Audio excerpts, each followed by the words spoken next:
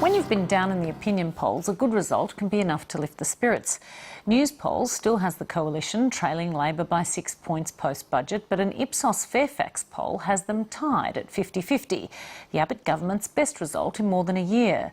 It certainly put a spring in the step of Liberal Senators Dean Smith and Cory Bernardi, who were reviving calls for Section 18C of the Racial Discrimination Act to be changed.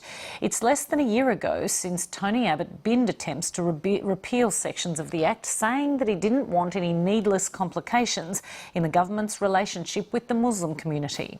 I want the communities of our country to be our friend, not our critic. I want to work with the communities of our country as Team Australia here. But Family First Senator Bob Day has introduced a private member's bill to amend Section 18C. At the moment, it includes this line.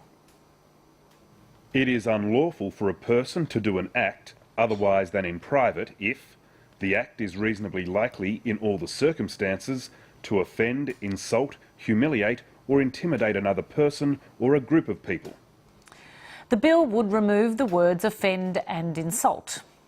The Communications Minister talked up that potential compromise when speaking to the commentator who was found to have breached the Act, Andrew Bolt. There was a very general consensus that the words insult and offend could be removed, leaving the words humiliate and intimidate. I think that was broadly supported across the board, and I was very comfortable about that. I didn't think that would have any sort of negative impact. Liberal Senator Cory Bernardi is one of the co-sponsors of Bob Day's bill, and he joined me a short time ago from our Adelaide studio. Cory Bernardi, welcome to Lateline. Thanks very much, Emma. On the issue of Section 18C of the Racial Discrimination Act, are we now going to see some changes? Well, I certainly hope so. You know, the government's position when they first announced they were going to change it was meant to be a starting point, not an ending point. And when they abandoned the idea of reform of 18C, a group of us got together and we supported a bill to remove insult and offend from Section 18C of the Racial Discrimination Act. It now appears that that's met with widespread acclaim, and Malcolm Turnbull is the latest to join what I would call the common sense revolution. What evidence is there that free speech is being seriously curtailed in this country? Well, there's any number of instances where people feel that they could be dragged before a tribunal or for simply causing insult or offence, and that's a very subjective clause. I'd rather remove that so that people can feel they can speak in a manner that may in fact cause offence, but it will be counted in the court of public opinion. I just think it's an important prerequisite for a country which is going to face enormous challenges in the future, and I think we need to obviously reform 18C. To what extent is your opinion on this being driven by a sense that Herald Sun columnist Andrew Bolt experienced some kind of injustice when he was taken on over 18C? Well, I think there's been a perception that there was an injustice done, and the Prime Minister himself said he wouldn't like to see that repeated. But, you know, ultimately, if you've got such a subjective test as insult and offend in a freedom of speech provision, I think we're limiting our freedom of speech. And because it is such a subjective term. If I feel offended by what someone says about me, it doesn't mean I should be able to take them to court or haul them before a tribunal, and all that engages. And it's also acts as some sort of character assassination, if you will, because then people can parade that around and say, well, so-and-so was taken to court because they upset someone else. But it's more than that, isn't it? Because this is specifically about racial discrimination. So it's not just about offending or insulting you generally, it's offending or insulting you on account of your race.